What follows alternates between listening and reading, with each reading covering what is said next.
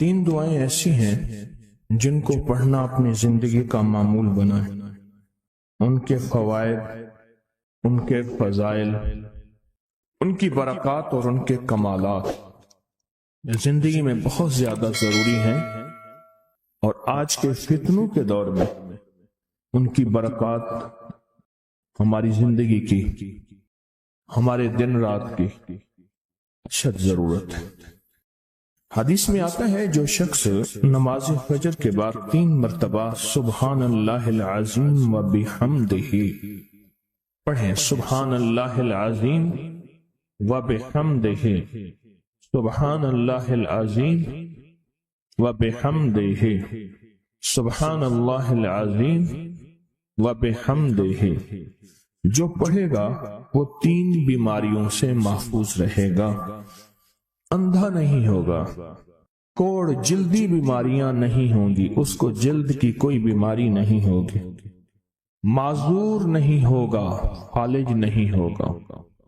انسان ساری زندگی ایک دعا کرتا ہے، مولا بستر چارپائی کا محتاج نہ کرنا، کسی بندے کا محتاج نہ کرنا، منجے اور بندے کسی کا محتاج نہ کرنا۔ جو شخص فجر کی نماز کے بعد، جیسے کہ تسبیح خانے میں اس کا اہتمام اس لیے کرایا جاتا ہے کہ یہ ہماری طبیعتوں، مزاجوں، بولوں اور جذبوں میں آ جائے اور ہم اس کو روزانہ پڑھنے والے بن جائیں اور روزانہ پڑھنا اس کو اپنا معمول بنائیں۔ سبحان اللہ العظیم و بحمدہ، سبحان اللہ۔ اور ایک اور حدیث میں ہے کہ 2 کلمے ایسے ہیں جو اللہ کو بہت محبوب ہیں، زبان پر ہلکے ہیں، اعمال میں بہت وزنی ہیں، ترازو میں بہت وزنی ہیں، اور وہ 2 کلمے کیا ہیں؟ سبحان اللہ العظیم و بحمدہ۔ اور آقا کا فرمان ہے، جس نے کہا سبحان اللہ العظیم و بحمدہ، اس کے لیے جنت میں کھجور کا ایک درخت لگ گیا، اور جس کے لیے لگا تو پھر وہاں جائے گا، کھائے گا۔ لگا میرے لیے، کھائے کوئی اور۔ سوچیں، جنت میں کھجور کا درخت لگا ہے تو اللہ پاک پھر اپنی رحمت اور قدرت کاملہ سے اس کو بھیجے گا اور وہ انشاءاللہ کھجور کھائے گا۔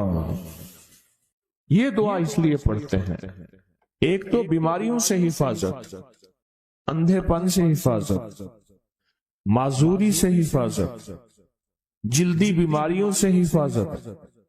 ایک تو اس لیے پڑھتے ہیں، اور ایک اس لیے پڑھتے ہیں کہ اس کے ایک دفعہ پڑھنے سے جنت میں اللہ کھجور کا ایک درخت لگا دیتا ہے۔ اور سنیں، رسول اللہ صلی اللہ تعالی علیہ وسلم نے فرمایا، جو شخص بھی سبحان اللہ العظیم و بحمدہ ایک دن میں 100 مرتبہ پڑھتا ہے تو اللہ اس کے گناہ مٹا دیتے ہیں، چاہے گناہ سمندر کی جھاگ کے برابر کیوں نہ ہو۔ ایک تسبیح جو شخص پڑھتا ہے، رسول اللہ صلی اللہ تعالی علیہ وسلم ایک مرتبہ صحابہ سے فرمایا، آپ نے فرمایا کہ سبحان اللہ العظیم و بحمدہ 100 مرتبہ پڑھو، جس نے 1 مرتبہ پڑھا اس کے لیے 10 نیکیاں لکھی جائیں گی، جس نے 10 مرتبہ پڑھا اس کے لیے 100 نیکیاں لکھی جائیں گی، اور جس نے 100 مرتبہ پڑھا اس کے لیے 1000 نیکیاں لکھی جائیں گی، اور جو زیادہ پڑھے گا اللہ رب العزت اسے زیادہ عطا فرمائیں گے، اور جو اللہ سے بخشش طلب کرے گا تو اللہ ضرور اس کو بخشش عطا فرمائیں گے اور اللہ اس کو بخش دیں گے۔ ایسی طاقتور دعا ہم روزانہ رمضان میں بھی اور رمضان کے بعد بھی۔ تو کون سی دعا پڑھنی آج کے بعد؟ سبحان اللہ العظیم و بحمدہ۔ کیا پڑھنا؟ یہ دعا روزانہ کو اپنے معمولات میں، اپنی تسبیحات میں، اپنے معمولات میں، اپنی عادت اور عبادت میں شامل کر لیں۔ تو انشاءاللہ فائدہ، نفع اور بہت زیادہ۔ ایک اور دعا ہم پڑھتے ہیں، اللہم اجرنا من النار۔ اچھا، اپنی ذات کے لیے اکیلے پڑھیں تو اللہم اجرنی من النار، اگر مجمع کے لیے اکٹھا پڑھیں تو اللہم اجرنا من النار۔ فرمایا حدیث میں ہے کہ جس شخص آپ ایک دفعہ فجر کی نماز سے فارغ ہوں تو کسی سے بات کرنے سے قبل اللہم اجرنا من النار، اے اللہ مجھے آگ سے بچا لے، پڑھ لیں، تو فرمایا اگر اس دن اس کو موت آ گئی تو اللہ اس کو آگ سے بچائے گا۔ اور جو مغرب کی نماز کے بعد پڑھے گا، مغرب کی نماز کے بعد، تو اللہ پاک اگر اس کو موت آ گئی تو اسی رات اس کو اللہ پاک آگ سے بچائیں گے، آگ سے۔ اور حدیث میں آتا ہے جب تم فجر کی نماز پڑھو، فارغ ہو جاؤ، تو یہ دعا 7 مرتبہ پڑھو۔ کون سی دعا؟ اللہم اجرنا من النار، اللہم اجرنا من النار، اللہم اجرنا من النار، اللہم اجرنا من النار، اللہم اجرنا من النار، اللہم اجرنا من النار، اللہم اجرنا من النار، اللہم اجرنا من النار، اللہم اجرنا۔ یہ دعا بخار کا بہت زبردست علاج ہے، جس کو بخار نہ چھوڑتا ہو۔ یہ دعا ہائی بلڈ پریشر کا زبردست علاج، یہ دعا غصے کا علاج ہے، یہ دعا جس کے اندر وسوسے بہت زیادہ آتے ہوں، منفی وسوسے بہت زیادہ آتے ہوں، جو نیکی سے ہٹاتے ہوں، اس کا علاج ہے۔ اللہم اجرنا من النار، یہ بہت طاقتور علاج ہے۔ جس کا بلڈ پریشر ہائی رہتا ہو، جو بہت زیادہ ہر وقت غصے میں رہتا ہو، جس کا جسم بہت گرم رہتا ہو، جیسے رات ایک صاحب کہنے لگے کہ مجھے گرمی میں سے خوف آتا ہے، سردی میں مجھے راحت ملتی ہے، اس کے لیے بہت فائدہ مند ہے، بیماریوں کے لیے بہت فائدہ مند ہے۔ ایک عمل ہے بہت طاقتور اور بہت زبردست عمل ہے، اور پوری دنیا کو اس عمل سے بہت فائدہ پہنچا ہے کہ 2 رکعت نماز نفل پڑھ کے 3 بار سورۃ یاسین پڑھے، اور جو اللہ سے مانگے اللہ عطا کرتا ہے۔ سوچیں، ساری دنیا کی نوافل جتنی بھی ہیں، ایک فرض تو فرض کے سجدے کا مقابلہ نہیں کر سکتے۔ ساری دنیا کی نوافل فرض تو فرض ایک سجدے کا مقابلہ نہیں کر سکتے۔ فرض نماز پڑھی، اور فرض نماز پڑھنے کے بعد سورۃ یاسین 3 بار نہیں پڑھی، سینکڑوں بار پڑھی۔ پھر آپ نے نہیں پڑھی، اس وقت آن لائن پوری دنیا میں کتنے بے شمار لوگ ہیں جو تسبیح خانے کے ان اوقات کے مطابق انہوں نے اپنے آپ کو فارغ کیا ہے، خالی کیا ہے، اور سورۃ یاسین لے کر بیٹھے ہیں۔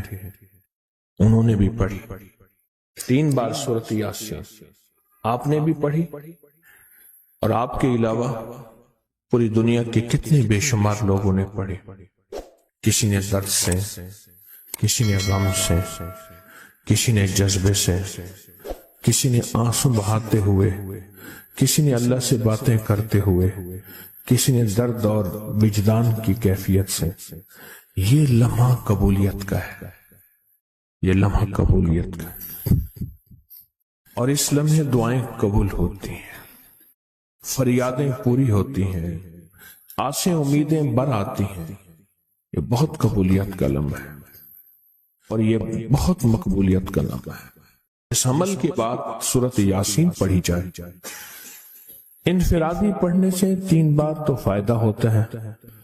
جس کو بھی میں نے یہ عمل بتایا، جس کو بھی میں نے یہ عمل بتایا، اس کو بہت فائدہ ہوا، اس کو بہت نفع ہوا۔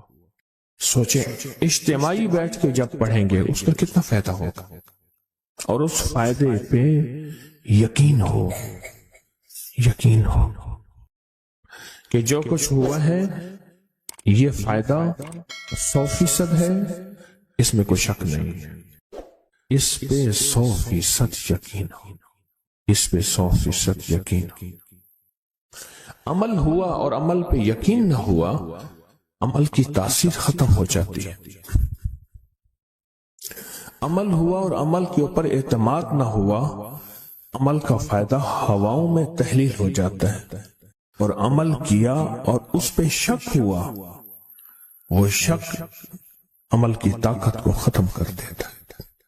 اس پہ 100% یقین ہو.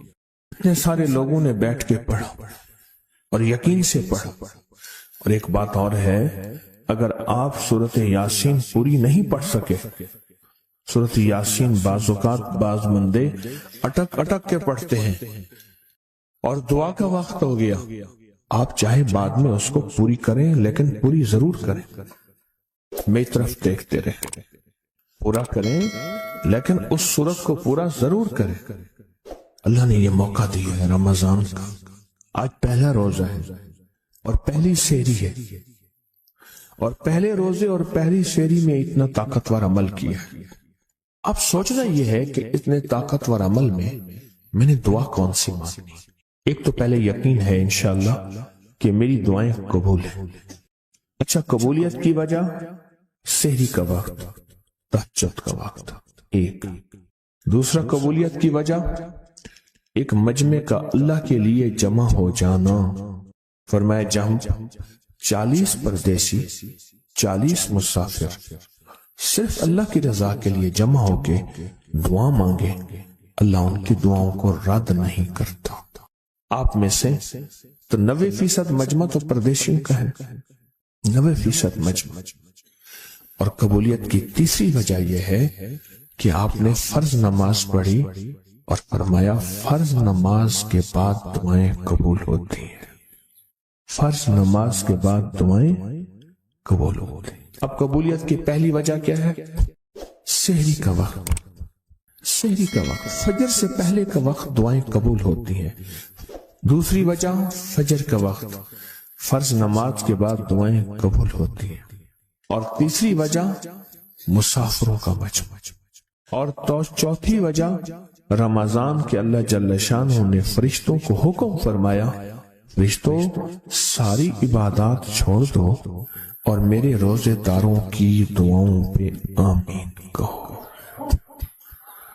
ساری عبادات چھوڑ دو اور میرے روزے داروں کی دعاؤں پہ آمین کہو. ایک چوتھی وجہ ہو گئی کہ فرشتوں نے آپ کی دعاؤں پہ آمین کہا. اور پانچویں وجہ مل کے سورۃ یاسین پڑھنا. مل کے سورۃ یاسین، فرمایا سورۃ یاسین ہر تنگی سے نکالتی ہے، ہر مشکل سے نکالتی ہے، ہر ناکامی کا علاج ہے، ہر پریشانی کا علاج ہے، اور ہر ناممکن کا علاج ہے. اور فرمایا سورۃ یاسین مردوں کو بھی نفع دیتی ہے اور زندوں کو بھی نفع دیتی ہے. سورۃ یاسین جو نزع کی سکرات کی حالت میں ہو اس کو بھی نفع دیتی ہے. اور سورۃ یاسین اس بندے کی جو کسی تکلیف کی نزع میں، قرضے کی نزع میں اور بیماری کی سکرات میں ہو اس کو بھی نفع دیتی ہے. قبولیت کے اوقات، قبولیت کے لمحات، اور اس میں بیٹھ کے اللہ سے مانگنا. اب مانگنا کیا ہے؟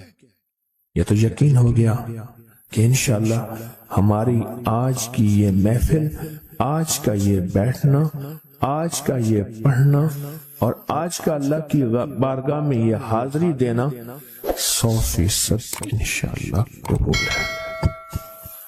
کوئی شک تو نہیں؟ کیوں اللہ والے میری طرف دیکھیں، سونے کی حالت یہ ختم کریں. یقین کامل ہے، پھر مانگیں کیا؟ سوچنا. جب سخاوت کی سخی کی سخاوت موجوں پہ ہو، عروج پہ ہو، پھر مانگیں کیا؟ یہ سب سے اہم چیز ہے. تو وہ چیز مانگیں جو اللہ کے خزانے میں سب سے قیمتی ہے، وہ ہے ایمان. سب سے قیمتی، اور وہ سب کو نہیں دیتا. مال مال سب کو دیتا ہے، اپنے نہ ماننے والوں کو بھی اور اپنے ماننے والوں کو بھی، اپنے دوستوں کو بھی، بلکہ اپنے دشمنوں کو زیادہ دیتا ہے، زیادہ دیتا ہے۔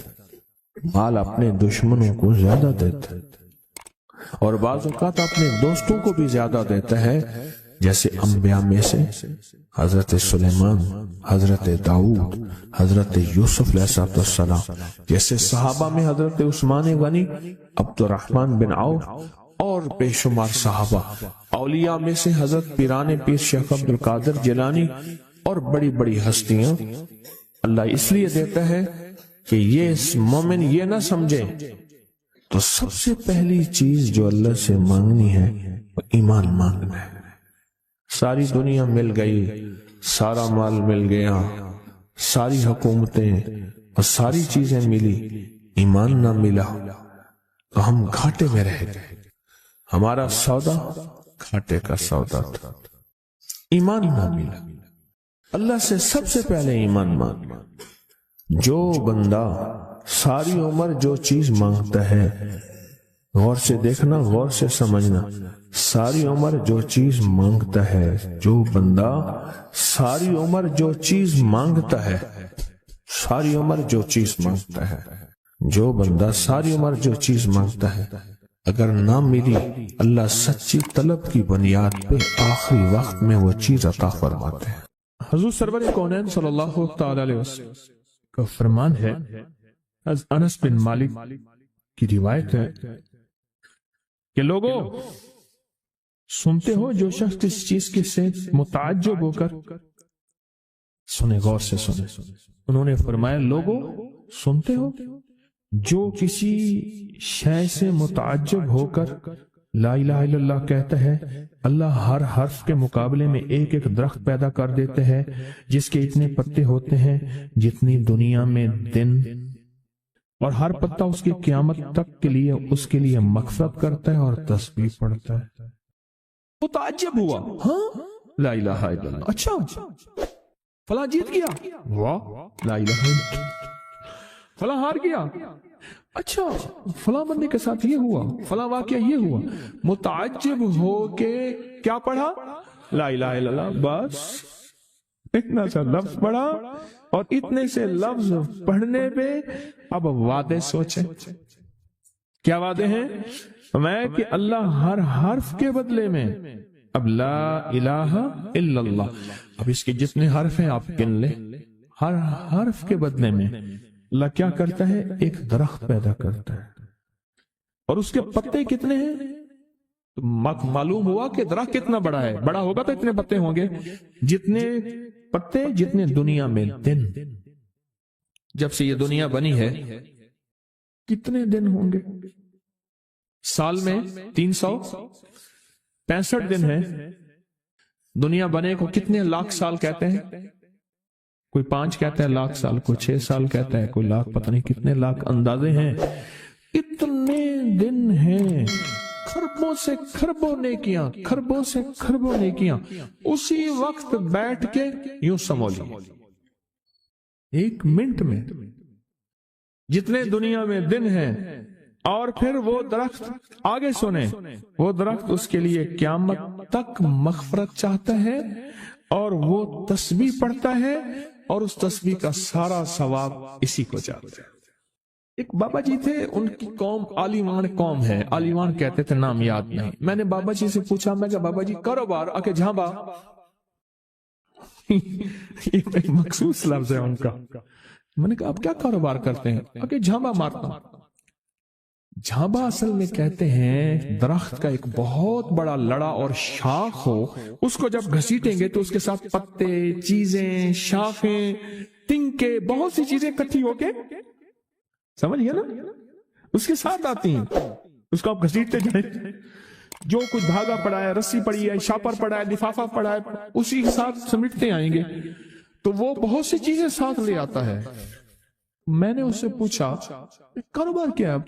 کہہ رہا بس میں جھانبا برینا، بس والوں نے بات، وہ جھانبا کیا تھا؟ وہ 3 چیزیں بیچتا تھا، بازار کے ایک کونے سے دوسرے کونے تک دانتن نہیں ہوتا یہ خواتین، اس کے گلے میں ہوتا تھا، ساتھ ایک کٹر ہوتا تھا، ایک وہ بیچتا تھا، دوسرا عطر ہوتا تھا جس کو بارے کہتا کپڑا پھٹ ونجے خوشبو نہ ونجے، اس کے بعد میں الفاظ تھے کپڑا پھٹ جائے خوشبو نہ جائے۔ تیسرا کوئی سرما تھا وہ بیچتا تھا، شہر کے دروازے ایک بازار کے چلتے پھرتے ایسے، اس کو وہ جھامبا کہتا تھا، وہ کہتا تھا وہ تھوڑی دیر کام کرتا ہوں روزی بن جاتی ہے میں آتا ہوں۔ یہ ایک دفعہ جو کلمہ پڑا اس پہ اتنا بڑا جھامبا لگا، متعجب ہو کر تعجب میں آ کے ایسی اچھا لا الہ الا اللہ۔ اللہ پاک فرماتے ہیں جا تیرے ہر حرف کے بدلے، لا الہ الا اللہ کے کتنے الفاظ ہیں میں 12 تقریباً کہہ رہے ہیں آپ، کوئی مجھے 100% بتائے 12، اگر 12 بھی ہے تو ایک 12 پہ ہر حرف پہ کتنے درخت؟ ایک درخت، اور درخت کتنا بڑا؟ اتنا بڑا کہ اس کے پتے اتنے ہیں جتنے کائنات کے دن ہیں، عدد خلق ہی ورضا نفس ہی وزینت عرش ہی ومداد کلمات جی 12 اس کے حرف ہیں، تو آپ نے تو بیٹھے بیٹھے کمائی کر لی۔ یہ مومنانہ مزاج ہے، مومن چلتے چلتے اپنی آخرت کی کمائی کرتا جاتا ہے، چلتے چلتے اپنی آخرت اپنی دنیا۔ اچھا پھر ایک اور فائدہ ہوگا، جتنی اس کے لیے درخت پتے تسبیحاں کریں گے اتنا اس کی نیکیوں میں اضافہ ہوگا، اور جتنا نیکیوں میں اضافہ ہوگا اس کی رحمتوں کے یہ نور میں آتا جائے گا، اور جتنا نور میں آتا جائے گا اس کی بلائیں آفتیں مصیبتیں ٹلتی جائیں گی، اور جن بلاؤں آفتوں مصیبتوں کو جادو جنات نظر بد بیماریاں تکلیفیں حادثات گلیاں بند ہونا راہیں بند ہونا رزق بند ہونا صحت بند ہونا مشکل، یہ سب ایسی ٹلتی اور کٹتی اور ہٹتی جائیں ایسی ہو جائیں۔ فرمایا کہ ایک شخص نے عرفات میں وقوف کیا، اس کے ہاتھ میں 7 کنکریاں تھی، اس نے کنکریوں سے مخاطب ہو کے کہا اے کنکریوں تم میری گواہ رہو اس بات کی کہ اللہ کے سوا کوئی معبود نہیں اور اس کے محمد صلی اللہ علیہ وسلم اللہ کے رسول ہیں۔ اپنے ہاتھ سے انہیں پھینک دیا۔ اس رات دیکھتا ہے کہ قیامت قائم ہے، اس کے گناہ نیکیوں سے زیادہ ہیں، اور پر خدا نے اس کو دوزخ میں لے جانے کا حکم دیا، لیکن دیکھا تو ان کنکریوں نے دوزخ کے دروازے بند کر دیے۔ سارے دوزخ کے محافظ کارکن جمع ہو گئے ایک پتھر کو ہٹانے پہ، پر وہ کنکریوں کا پتھر اتنا بڑا پتھر بن گیا کوئی ہٹا ہی نہیں سکتا، اور عاجز آ گئے۔ پھر لوگ اس کو عرش کے نیچے تک پکڑ کر لے گئے، یہ پتھر بھی سفارش کرتے ہوئے اس کے پیچھے پیچھے ہو لیے۔ پھر آخر اللہ نے اس کو جنت میں جانے کا حکم دیا، تو پھر یہ سارے پتھر جنت کے دروازوں میں آگے جا پہنچے، اور ہر پتھر کہنے لگا اے اللہ میری طرف سے اس کو جنت میں داخل کر۔ ہر پتھر سفارشی بن گیا۔ ہے کہ جو بندہ سارا دن ذکر کرتا ہے، جو درخت ہوتا ہے وہ اس کے لیے قیامت کے دن گواہی دے گا، پہاڑ ہے وہ گواہی دے گا، پتھر ہے وہ گواہی دے گا، زمین ہے وہ گواہی دے گا، حتیٰ کہ یہاں تک فرمایا کہ وہ پہاڑ جھومتا ہے، وہ جگہ جھومتی ہے جہاں اللہ کا ذکر ہوتا ہے اور جھومتی ہے، اور دوسرے پہاڑوں دوسری جگہوں پہ فخر کرتی ہے کہ مجھ پہ وہ بندہ آیا ہے جو اللہ کو یاد کر رہا ہے۔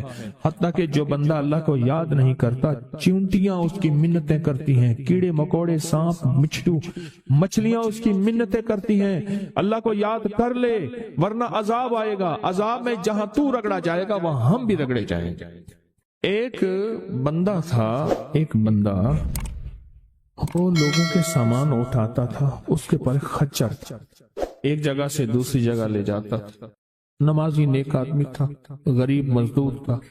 ایک دفعہ ایک لولا لنگڑا بندہ آیا اور کہنے لگا مجھے اپنے خچر پہ بٹھا کے فلاں جگہ پہنچا دے، اتنے پیسے تجھے دوں گا۔ پیسے بھی معقول تھے، اس نے خیر اس کو پکڑا، سہارے سے بٹھایا، چلتے چلتے نا 2 راہیں آ گئے، 2 راہیں، ایک راہ وہ تھی جہاں ساری دنیا جاتی تھی، ایک راہ وہ تھی جو سنسان تھی۔ وہ معذور آدمی کہنے لگا اس سنسان راستے کی طرف چل، سنسان راستہ۔ انہیں کہا میں تو ادھر سے جاتا ہوں، میرا معمول تو ادھر ہے، میں تو ادھر نہیں جاؤں گا۔ انہیں مجھے راستے کا پتہ ہے، تو چل، یہاں سواری کا گھاس بھی ملے گا، پانی بھی ملے گا، اور راستہ بھی بالکل مختصر ہے۔ ٹھیک ہے۔ آگے گئے تو وہ ایک وحشتناک جنگل آیا، اور وہ جو بندہ تھا معذور وہ ایک دم خچر سے اترا اور وہ ٹھیک ٹھاک تھا، اور اس نے خنجر نکالا اور اس کو قتل کرنا چاہا۔ تو اس نے کہا مجھے قتل نہ کر، تیرا مقصد مال ہے، چیزیں ہیں، مجھے چھوڑ دے۔ انہیں کہ نہیں، میرا اصول ہے، یہ دیکھ لوگوں کی کھوپڑیاں پڑی ہیں ہاں، میرا اصول ہے، میں پہلے بندہ مارتا ہوں پھر اس کا سامان لیتا ہوں، میرا اصول ہے۔ اس نے کہا کہ نہ کر منتیں کی انہوں نے۔ اچھا، اس نے کہا مجھے 2 نفل پڑھنے دے۔ ہنس کے کہنے لگا اور بھی بڑے آئے تھے 2 نفل پڑھنے والے، تو بھی پڑھ لے۔ اب یہ 2 نفل کے لیے کھڑا ہوا، اوپر ظالم خنجر لے کے تقاضا کر رہا کہ جلدی کر، میں نے تمہیں قتل کرنا ہے، میرا اصول ہے۔ اسے کچھ سمجھ نہیں آ رہی، تو ایک دم اس کے اندر منہ میں زبان آئی، امن یجیب المضطر اذا دعا۔ ایک دم یہ آیت آئی، کون ہے جو بے چین دلوں کی دعاؤں کو سننے والا ہے؟ کون ہے جو بے چین دلوں کی دعاؤں پہ پہنچنے والا ہے؟ کون ہے جو بے چین دلوں کی دعاؤں کو قبول کرنے والا ہے؟ بس یہ آیت کہی اور نفل بس پڑھ ہی رہا تھا تو وہ تقاضا کیا، اس کا خنجر بڑھنے لگا تو ایک آواز آئی، رک جاؤ۔ آسمانوں سے آواز آئی، رک جاؤ، کڑکدار خوفناک آواز تھی۔ تو یہ جو خچر سوار تھا یہ رک گیا، پھر آگے بڑھنے لگا، پھر دوسری بار آواز آئی، رک جاؤ، پھر بڑھنے لگا۔ ایک گھوڑدار آیا، ایک گھوڑ سوار آیا، اس کے ہاتھ میں ایک غرض تھا، اس نے اٹھا کے اس کو مارا، اس ظالم اور قاتل کو، اور وہ گرا، اور جہاں وہ گرا تو وہاں آگ کے شعلے۔ اور وہ جب جانے لگا یہ کہنے لگا اب کون ہے؟ کہا میں اس آیت کا غلام ہوں، موکل ہوں، موکلات، اس آیت کا غلام ہوں، موکل ہوں۔ جب اس نے پہلی دفعہ یعنی میں فرشتہ ہوں، پہلی دفعہ اس نے تقاضا کیا، میں 7ویں آسمان پہ تھا، میں نے وہیں سے آواز دی، رک جا۔ جب دوسری دفعہ اس نے تقاضا کیا، میں پہلے آسمان پہ تھا، میں نے وہیں تقاضا کیا، رک جا۔ بس اس کے بعد پھر میں نے آپ کے اس کو مار دیا اور اس کو ختم کر دیا۔ اب بلائیں، اب بتائیں کہ ہم فرشتوں کو اپنی مدد کے لیے کیسے بلائیں؟ تاریخ بھری ہوئی ہے انسانیت کی، تاریخ بھری ہوئی ہے کہ فرشتوں نے انسانوں کی مدد کیسے کی اور ہر پل ہماری کیسے کر رہے ہیں۔ اگر حدیث میں آتا ہے، میرے آقا کا فرمان کا مفہوم ہے، اگر اللہ فرشتوں کو تمہاری حفاظت اور مدد کے لیے نہ بھیجتا تو اتنی بلائیں ہیں، اتنی بلائیں جو زمین پہ اور زمین کے خلاؤں میں اور زمین کے نیچے موجود ہیں، یہ تمہیں ٹکڑے ٹکڑے کر دیں، ریزہ ریزہ کر دیں، تہس نہس کر دیں۔ اتنی تو ہیں، اللہ فرشتوں کی حفاظت اللہ نے لگائی ہوئی ہے۔ اچھا، ڈیوٹی بھی تو پہلے موجود ہے، ایک ہے نا ان کو نئی ڈیوٹیاں دینی، ڈیوٹی تو پہلے موجود ہیں، تو کیوں نہ ان کو ایسا قرب، ایسا تعلق، ایسی ترتیب بنائیں کہ ڈیوٹی پہ تو پہلے سے موجود ہے، وہ ہماری مدد کو آ جائے۔ اللہ نے لگایا ہی ہماری مدد کو ہے فرشتوں۔ اچھا چلو ہماری مدد اور بتاؤ، ایک اور مدد پہ اللہ، اب یہ فرشتے فارغ ہونے والے ہیں تھوڑے دنوں کے بعد، اللہ کہے گا روزے دار کے لیے سارے فارغ ہو جاؤ۔ اب بتاؤ، میرے روزے دار کے لیے فرشتوں سارے فارغ ہو جاؤ۔ کیوں؟ قیامت کی صبح سے لے کر جب تک کائنات بنی ہے قیامت تک فرشتہ کوئی رکوع میں ہے تو رکوع میں ہے، سجدے میں ہے کوئی تو سجدے میں ہے، قیام میں ہے تو کوئی قیام میں ہے، تسبیح میں ہے تو تسبیح میں ہے، کلمے میں ہے تو کلمے میں ہے، فرشتے لگے ہوئے ہیں۔ اللہ سارے فرشتوں کو فارغ کر کے کہتا ہے فرشتے فارغ ہو جاؤ۔ یا اللہ کیا کریں؟ میرے روزے دار کی دعاؤں پہ آمین کہو۔ فرشتوں کو اللہ نے فارغ کر دیا، خدمت میں تو ویسے لگے ہوئے ہیں، خدمت میں۔ آج ایک کال پہ مضمون کھلا ہے مجھ پہ، آج کی کال آئی ہے، پتہ نہیں کسی ملک سے آئی ہے، اور انہوں نے کہا کہ آپ کے درس میں میں نے سنا تھا، اور جب بھی مشکل ہوتی ہے فرشتوں کو پڑھ کے ہدیہ کر تو میرے کام ہو جاتے ہیں۔ وہاں سے میرا پھر ڈیٹا آنا شروع ہو گیا، ایک کال کی وجہ سے آج کال آئی ہے، ایک کال آئی ہے۔ فرشتوں کو تو اللہ نے ویسے فارغ کر دیا، اور ان قریب یہ روزے داروں کے لیے رمضان آ رہا، ہفتے 10 دن میں، اور دیکھیں پھر فرشتے بالکل فارغ اور خوش قسمت روزے دار، اور اللہ پاک فرمائے گا میرے ہسبینڈ کی جاب کے لیے بہت اچھی والی نکل کے آئی، اس کے لیے کچھ وظائف دے دیجیے۔ اللہم اغفر لی ولوالدی وللمؤمنین والمؤمنات والمسلمین والمسلمات، اس کو نا 27 بار آپ ضرور پڑھیں، اور اس کے بعد دعا کریں دل ہی دل میں، ہاتھ اٹھانا ضروری نہیں، دل ہی دل میں دعا کریں، ورنہ ہر نماز کے بعد اس کو 27 بار پڑھ کے اور اس کو مسلسل توجہ سے آپ پڑھیں، انشاءاللہ آپ کے میاں کو اللہ پاک کی رحمت ہوگی۔